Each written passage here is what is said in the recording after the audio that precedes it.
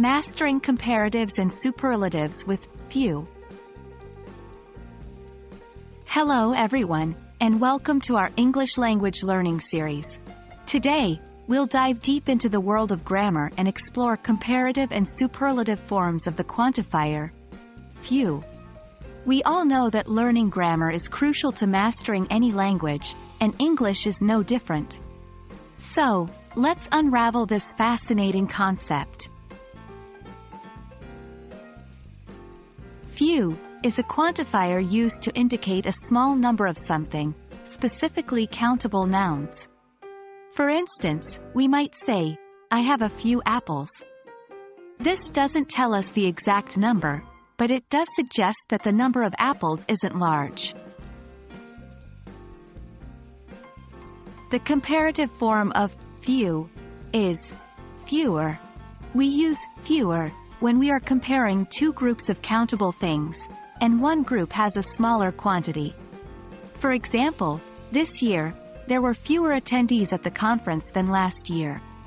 The word fewer helps us compare the number of attendees this year with the number last year.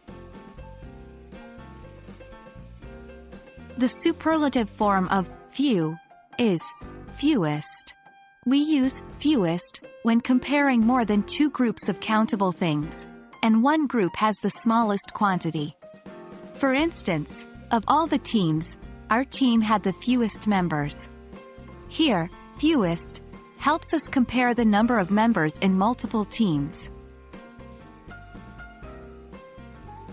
Let's look at some more examples to understand these concepts better. 1. Fewer people are opting for physical books these days. Comparative. 2. The blue team scored the fewest points in the tournament. Superlative. Notice how in each sentence, we're making a comparison. It's about not just quantity, but relative quantity, comparing one group to another, or one group to several others. And that's it for today's lesson on the comparative and superlative forms of few. We hope this video has cleared up any confusion and helped you to understand how to use few, fewer, and fewest correctly. Remember, it's all about making comparisons, and practice makes perfect. Keep practicing these forms in your daily conversations and writing, and you'll master them in no time. Until next time, happy learning!